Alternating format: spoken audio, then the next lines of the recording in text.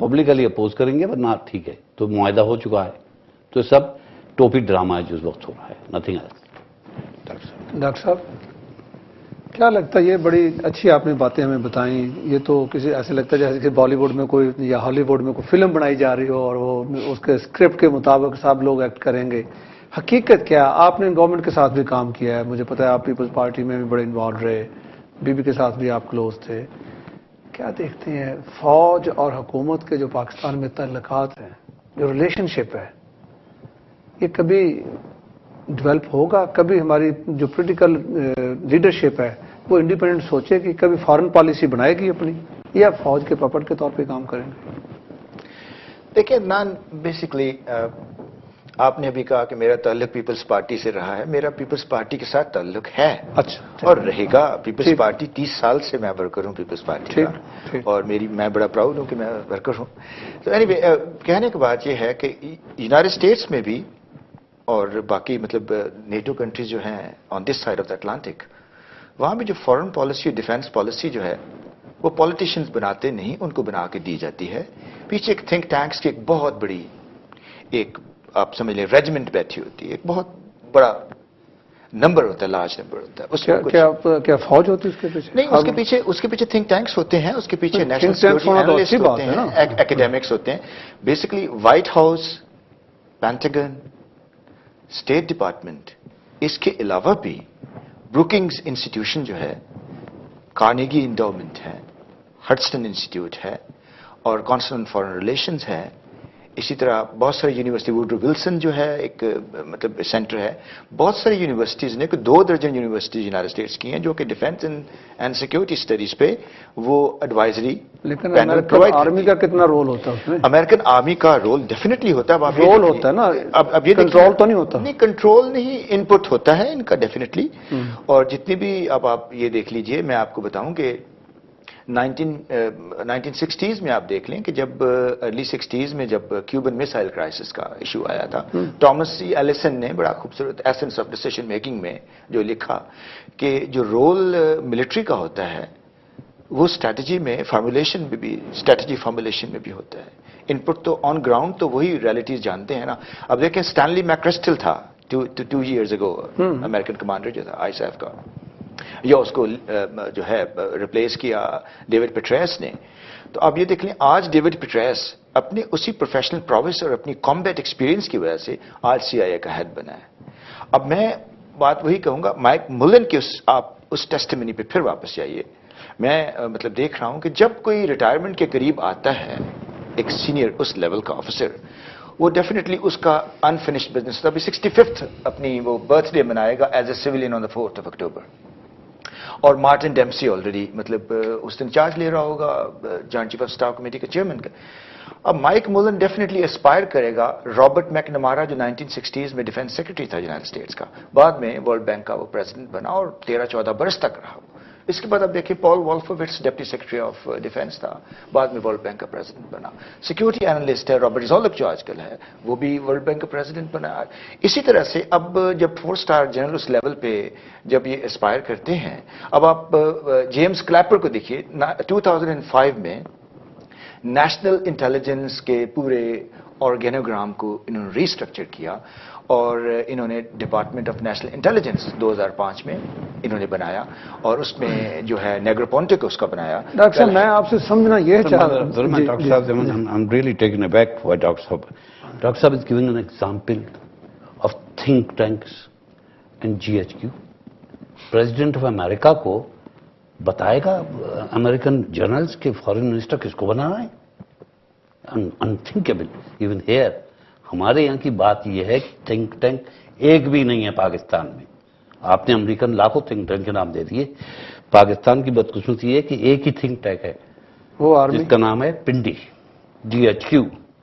وہ پالیسی بناتے ہیں. تو don't confuse it for the audience کہ جی امریکہ میں بھی یہی ہوتا ہے. یہ نہیں ہوتا امریکہ میں. عراق کی وار پہ یہاں کے جنرل کہہ رہے ہوتے خطرہ ہے نہ جاؤ, لیکن بلیئر کہتا جاؤں گا. یہاں کے جنرل فیصلہ نہیں لیتے بلکہ ریلکٹڈ تھے وہ. لیکن آپ کے یہاں آج بھی APC میں فیصلہ یہ ہوا کہ ہم سیکورٹی سروسز سے چھوڑتے ہیں جب وہ چاہیں ایکشن لے. وہ ایکشن نہیں لیتی, پریزیڈنٹ ڈکلیئر کرتا ہے وار. کوئی جنرل, کوئی تھنک ٹینک ایڈوائز ضرور کر سکتی ہیں لیکن ڈکلیئر نہیں کرتے ہیں.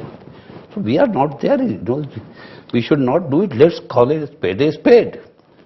ہمارے یہاں پر اب ملن نے ٹھیک ہے کہہ دیا جو ہے, لیکن ملن نے پہلی دفعہ نہیں کہا ڈو مور. یہ 2 سال سے ہو رہا ہے. ملن صاحب نہیں کہہ رہے ہیں, امریکن پریزیڈنٹ کہہ رہا ہے. اوباما نے کئی دفعہ کہا ہے we are not happy, Pakistan should do more. Mullen نے تو صرف اسپیسیفائی کیا ہے. تو this is not right that we give an example کہ جی انگلینڈ میں بھی یہی ہوتا ہے. انگلینڈ میں نہیں ہوتا, یہ جو انڈیا میں نہیں ہوتا, یہ تو ملیشیا میں نہیں ہوتا جو پاکستان میں ہو رہا ہے. پاکستان میں یا کھلا مارشل لا ہوتا ہے یا پیچھے سے مارشل لا ہوتا ہے. بے نظیر بھٹو کی گورنمنٹ آتی ہے, اس سے کہا جاتا ہے فارن منسٹر کون ہوگا, وہ قربان جنرل جو ہی تھا, صاحبزادہ یعقوب. صاحبزادہ یعقوب تھاری, وہ ہوگا. جس سے پیپلز پارٹی سے کوئی تعلق نہیں, جو ضیاء الحق کا رائٹ ہینڈ مین تھا, اور بے نظیر مجبوری میں لیتی ہے. کیوں؟ ورنہ وزیر اعظم نہیں بن سکتی آپ. وہ کہ جی پاکستانی عوام نے الیکٹ کیا, بجے وہ ہوں گے عوام کو ہی, یہ وزیر اعظم خواص بناتے ہیں. That's a fact of life. People of Pakistan know it. اور یہ سب جو بیٹھے ہوئے ہیں, عمران خان کل تک تو بڑا شور کر رہا تھا, آج جا کے وہاں کہتا ہے 2.5 لاکھ کرو. 2.5 لاکھ کرو. کیوں ورنہ آئی سے سپورٹ نہیں کرے گی الیکشن میں. پاکستان میں یہ گرپ ختم ہونی چاہیے. پاکستان میں جو جس گرپ نے بھٹو کو پھانسی دی, کیونکہ اس نے کہہ دیا کیا, وائٹ ایلیفینٹ, امریکہ کو ایٹم میں بناؤں گا, گھاس کھاؤں گا. ان کو کیسے بنائے گا بھائی, will make a example of you. یہ کس نے کہا, کسنجر نے. And how did they make an example, through our army. تو یہ تھنک ٹینک نے نہیں کہا تھا, یہ امریکن کی جو ان کی پالیسی, کلونیل پالیسی ہے, وہ کہہ رہی تھی کہ وی ڈٹرمن پاکستان فارن پالیسی. وی ڈٹرمن کہ پاکستان کے پاس کون سا ویپن ہوگا, کون سا نہیں ہوگا. آج بھی انڈیا کو, امریکن چائنا کے مقابلے میں انڈیا کو ایک سپر پاور بنانا چاہتے ہیں, اور پاکستان کو چھوٹا بھائی بنانا چاہتے ہیں. جس دن تک پاکستان چھوٹا بھائی نہیں بنتا, اس دن تک ملن کے بیان آتے رہیں گے, اس دن تک ڈومور ہوتا رہے گا, اس دن تک یہ سب ہوتا رہے گا جو گزشتہ اتنے سالوں سے ہوا ہے.